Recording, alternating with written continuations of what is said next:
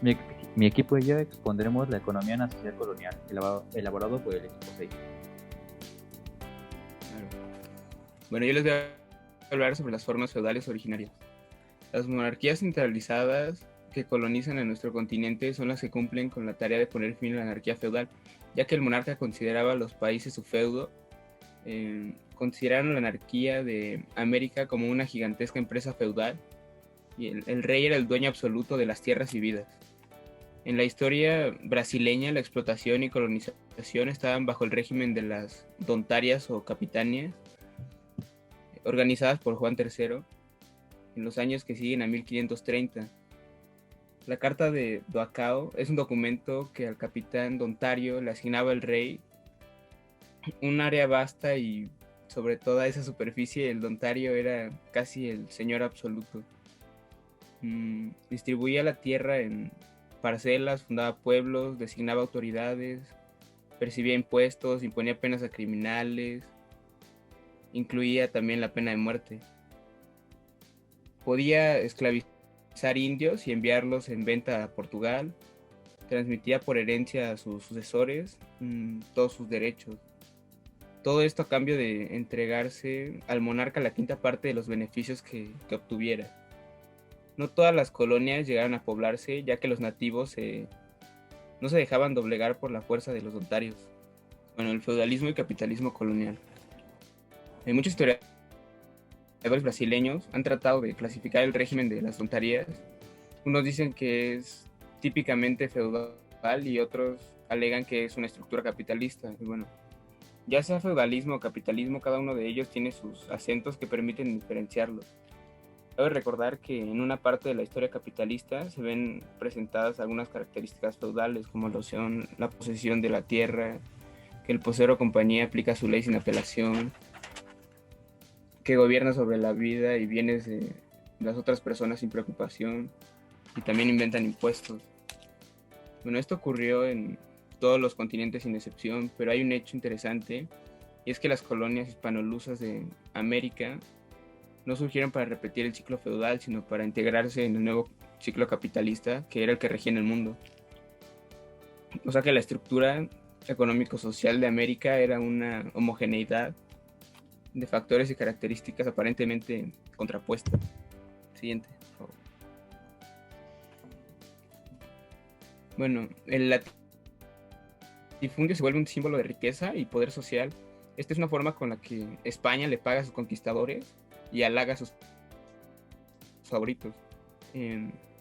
Llegando a un punto, los latifundios se vuelven de carácter capitalista y cuanto mayor sea el área poseída, más grande será la cantidad de productos destinados a la exportación. También llegó un punto en el que los europeos comenzaron a despojar a los pueblos indios, robando las propiedades de las comunidades, y era inútil que la ley ordenara devolver las tierras porque pues habían sido invadidas ilegalmente. Bueno, yo les hablaré sobre la servidumbre. La servidumbre, en pocas palabras, es la mano de obra entregada al señor. Una parte del producto de su esfuerzo, cereales, como por ejemplo, o bien trabaja la tierra del señor sin salario, o bien ambas cosas a la vez. Además, el producto que recibe el señor como consecuencia del esfuerzo del siervo está destinado al consumo dentro del feudo.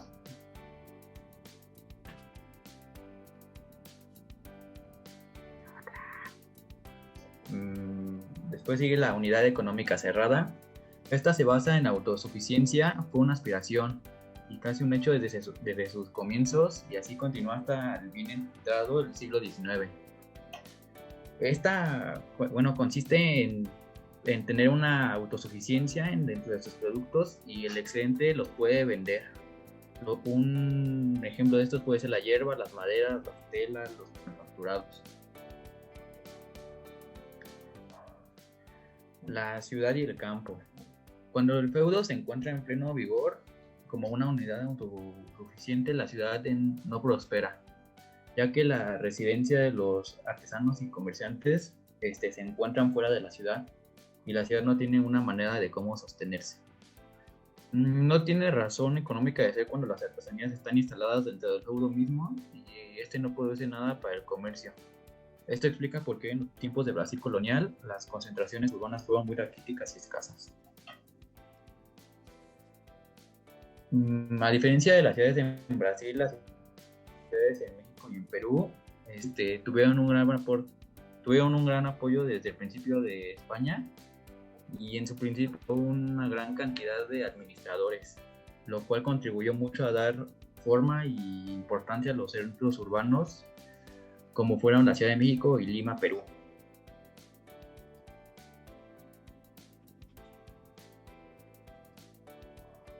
Los agregados.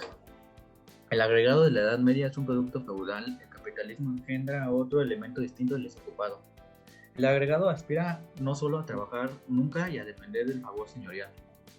El desocupado quiere trabajar pero no encuentra en qué emplear sus energías. El agregado ingresa en la corte señorial o en el ejército feudal. El desocupado forma la reserva del salariado y eventualmente puede volver a encontrar un trabajo productivo dentro del mecanismo capitalista.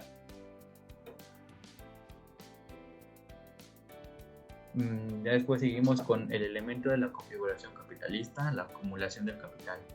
La enorme cantidad de obra disponible y la exhaustiva explotación de ella se hizo en buenos precios que se pagaban en Europa por los productos coloniales, permitieron una precoz y cuantiosa acumulación de capitales en las colonias ibéricas, y el núcleo de los beneficiarios, lejos de irse ampliando, se fue reduciendo en proporción con la masa de la población.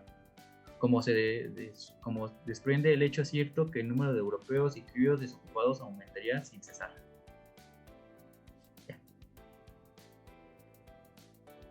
La acumulación del capital en Perú y México. En la primera mitad del siglo XVI, los mineros en México habían acumulado cuantiosas excedentes que comenzaron a invertir en la compra de haciendas, como por ejemplo Riva Palacio, Virreinal o 490. En Veracruz y Acapulco hubo también más tarde fortunas enormes formadas en el comercio de exportación, parte de las cuales era invertida en los negocios inmobiliarios corrientes en la época colonial, la adquisición de latifundios y la hipoteca. En Perú, por su parte, en donde en el siglo XVI se produjeron fenómenos paralelos porque la estructura económica era muy similar a la de México. Se encuentran en el siglo XVII considerables capitales invertidos en el comercio, cuyos titulares los habían adquirido en otras actividades. Estos financiadores de las empresas comerciales peruanas eran comenderos, mineros, funcionarios de la administración imperial e inquisidores.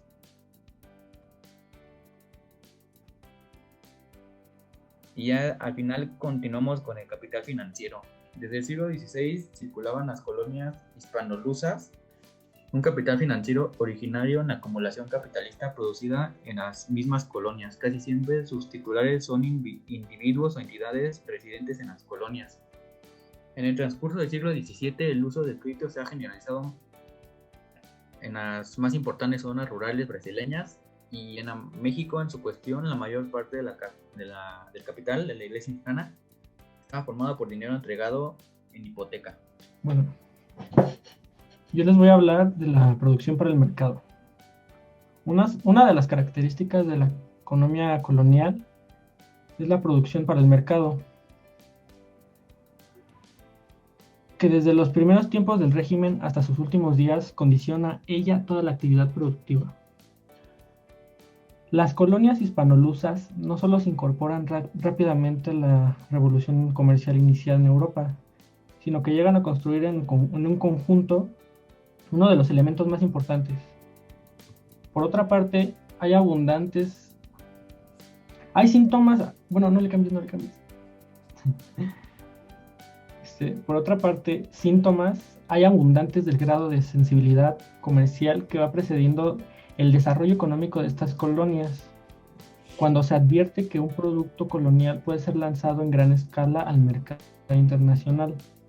Hay crédito, instrumentos y esclavos disponibles para estimular su producción. A veces hay también armas dispuestas a conquistar la zona productora para usufructar mejor sus riquezas. Por ejemplo, en el siglo XVIII, ya muy perfeccionada la técnica colonial del comercio internacional, los ejemplos como este se multiplican. Los esclavistas estimulan la producción de azúcar en Cuba, abriendo créditos a los agricultores. la compañía Geral du Comercio de Grau-Pera en Maranhão abre crédito para la adquisición de esclavos e instrumentos de labranza a los colonos de Marañón, para estimular el cultivo del algodón, que los telares europeos buscan con insaciable avidez. Okay. Bastan los casos... Todavía no.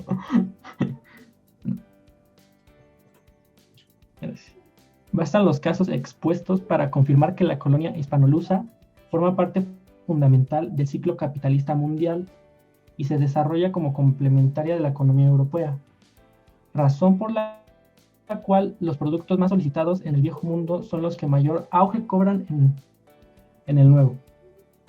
El mercado colonial fue también mucho más importante de lo que nuestros historiadores del siglo XIX habían supuesto, pero no pueden equipararse, sin embargo, al europeo en cuanto a la gravitación que ejerce en la configuración de la economía americana. Ahora sí, siguiente.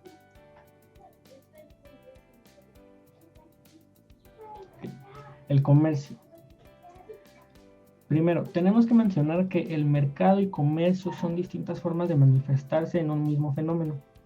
Cuando mencionamos la enorme cantidad de productos que se envían al mercado internacional y la actividad que se cobra al mercado colonial, implícitamente dejamos dicho que operan aquí importantes capitales comerciales. En casi toda la América lusohispana aparecen en el curso del siglo XVI intereses comerciales bien delineados, que pronto entran en conflicto con los productores coloniales. En Brasil, donde el comercio es más lucrativo, fue un privilegio de los peninsulares. Ese choque de intereses llega a producir conflictos armados. El capital comercial más próspero es al principio el vinculado a los monopolios de Lisboa, Sevilla y Cádiz, pero ya a finales del siglo XVI aparece en las rutas del tráfico comercial americano un fantasma que bien pronto se hará omnipotente, que es el contrabando. Pues el contrabando es el capítulo más pintoresco de la vida económica de la colonia, así como la esclavitud legal del negro y la ilegal del indio es el más trágico. Si el contrabando prosperó, fue porque satisfacía una necesidad de las poblaciones coloniales. Solo así se explica que, según el cálculo de Humboldt, a finales del siglo XVIII la cuarta parte del comercio exterior de la América española estuviera en manos del contrabando. Bueno, ahora, el carácter complementario de la producción. La producción colonial no está orientada por las necesidades de los consumidores nacionales, ni siquiera por los intereses de los productores locales. La producción se estructura y se transforma todas las veces que sean necesarias para encajar dentro de un orden de cosas determinadas por las metrópolis imperiales. La economía colonial es siempre complementaria de la metropolitana. Este concepto necesita algunas aclaraciones. Un país políticamente independiente puede, sin embargo, padecer de una economía colonial o semicolonial.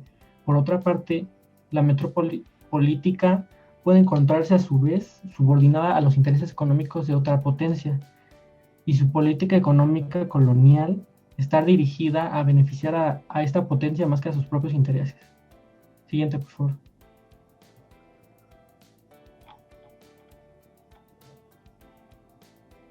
Ok. El salario. En la historia de la condición jurídica de la mano de obra indígena en las dos colonias españolas más ricas hay 4 etapas principales. 1. La esclavitud. Corresponde al periodo de la conquista y queda suprimida por ley a mediados del siglo XVI.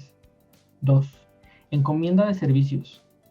Es también coetánea de la conquista y perdura en la letra de la ley, igualmente hasta mediados del primer siglo.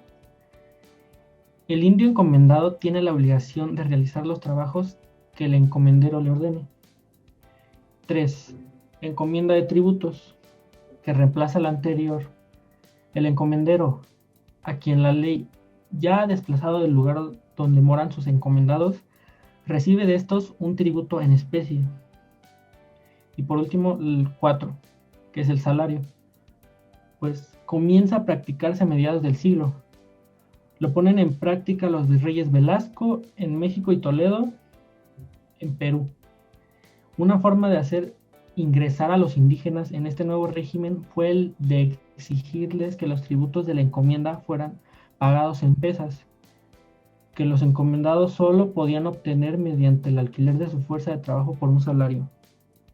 Este régimen dio lugar a una vasta organización del empleo de la fuerza de trabajo indígena, que se llamó Cuatequil en México y adoptó en Perú el nombre incaico de Mita. Eso sería todo de mi parte.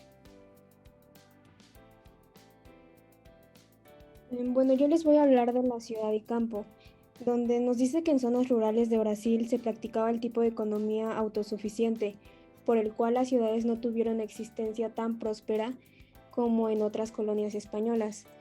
La unidad productiva hispana, que eran la mita, la hacienda, la chacra y el ingenio, dependiente del intercambio, fue más dependiente del intercambio comercial, lo que produjo vigor económico a las concentraciones urbanas coloniales. El tipo de producción basado en el intercambio, que tenía poca semejanza con el feudalismo, da origen en el siglo XVI a la aparición de un núcleo urbano que tenía una vida económica que se asemejaba a la colonial.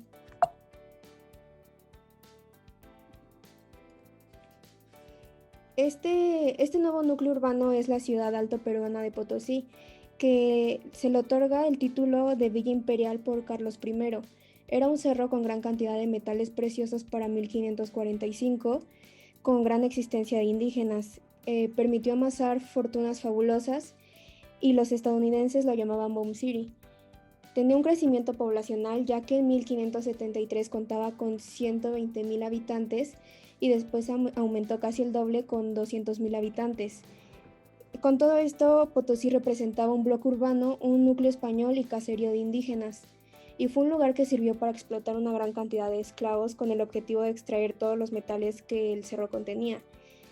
También nos dice la lectura que había cerca de 95,000 indios dedicados al trabajo en este lugar. En América Española, la división entre ciudad y campo empezó a hacerse notoria. Por ejemplo, tenemos lugares como México y Lima que tenían intensos intercambios comerciales. Y se desarrolló una clase media de artesanos y pequeños comerciantes locales y una burguesía comercial poderosa que extendió sus actividades invirtiendo su capital en operaciones de crédito. Otro ejemplo es Buenos Aires, que para el siglo XVII era una ciudad colonial y después se convirtió en una concentración urbana de la era del capitalismo comercial en Europa y fue una puerta de entrada o corriente de mercaderías, en mayor medida ilegales que legales. Tenemos la esclavitud, institución capitalista. Esta institución estaba adormecida durante la Edad Media. Sin embargo, hubo un resurgimiento de esta con la aparición de América como gran depósito de materias primas. Y como América contenía una gran cantidad de trabajo esclavo, crea su propio mercado interno. Por lo tanto, se transforma en consumidora de la producción europea. La acumulación de capital comercial europeo tuvo como motor la esclavitud americana. Esta acumulación ayudó a construir el capital industrial de los tiempos contemporáneos y la esclavitud del indio y negro fue indispensable para que Europa occidental pudiera tener industrias modernas y Estados Unidos alcanzara su desarrollo económico en el siglo XIX. Ahora nos situaremos en las colonias británicas de las Antillas y América del Norte. Por un lado tenemos a los servant y en el otro lado a los esclavos. Los servant se dividen en tres clases, que son los siervos contratados. Estos fueron los más numerosos y son las personas desocupadas o sin recursos que se trasladaban a América para oportunidades. Por lo general eran ingleses e irlandeses, por lo cual se les llamaba esclavos blancos. Firmaban un contrato, el cual consistía en servir al amo durante un cierto tiempo y estos a cambio recibían comida, vestimenta y hospedaje. La segunda clase son los redemptioners o freewheelers. Estos no firmaban un contrato como los siervos contratados y esto los hacía más vulnerables a los abusos, ya que no se tenía un límite fijado por ley ni contrato. Se les transportaba a América con la condición de que trabajaran para pagar su pasaje. Y ya por último están los siervos forzados, los cuales eran delincuentes, vagos y raptados. Los primeros dos eran parecidos a un siervo medieval en la existencia del contrato o compromiso que tienen obligaciones y derechos de ambas partes. Eran diferentes a la servidumbre feudal en que el esfuerzo se aplicaba a las tareas y a las condiciones impuestas por el amo, con el objetivo de acelerar el proceso de acumulación originaria. Los siervos se dedicaron a preparar regiones salvajes para transformarlas en plantaciones. Casos similares a los de los servants en la historia colonial. En primer caso tenemos a los English, usualmente franceses, y a los trabajadores chinos. Básicamente la diferencia entre estos dos era el tiempo que sus contratos dictaban de trabajo. El English era de 3 años y el trabajador chino usualmente era de 8 años. No eran considerados como esclavos por la ley colonial, pero se les colocaba en un punto intermedio entre un trabajador libre y un esclavo, como en una brecha de legalidad en el que no se tenía a ciencia cierta una noción de si sus contratos eran realmente justos, puesto que muy usualmente estos dos tipos de trabajadores eran analfabetas y además de muy pobres. Siguiente, por favor.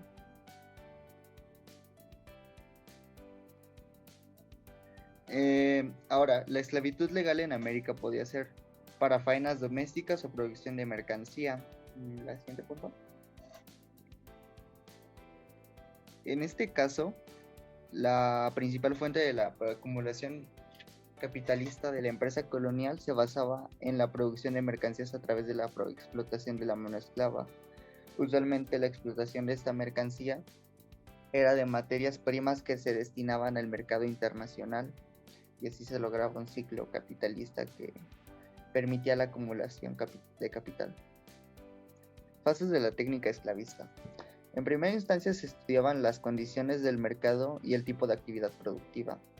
Después se procuraba que el esclavo fuera usado en la producción de mercancía que también beneficiara a dicha empresa esclavista. Y en tercera se convencía a los colonos del cultivo de frutos si el suelo le convenía a la empresa. La siguiente, por favor. La compañía como potencia militar y marítima. Esa usualmente tenía a defender su carga contra corsarios e instalaciones terrestres contra los saqueos y los enemigos. También cuando los directores lo consideraban conveniente, podían inclusive atacar militarmente una colonia o una región para disponer en ellas y establecer gobiernos ahí. La esclavitud americana también fue la más rápida y eficaz fuente de acumulación de capital, o en todo caso la principal causa de esta acumulación de capital. Fue también uno de los principales factores que operaron indirectamente para hacer posible la gran revolución industrial que se llevó a lo largo del siglo XVIII. La siguiente, por favor.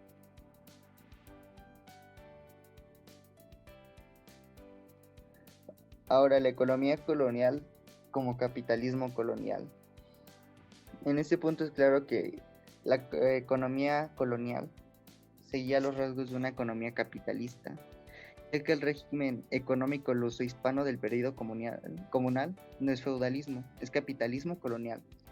Lejos de revivir el ciclo feudal, América ingresó con sorprendente celeridad dentro del ciclo del capitalismo comercial. La mano de obra indígena y la procedencia africana fueron los pilares del trabajo colonial americano.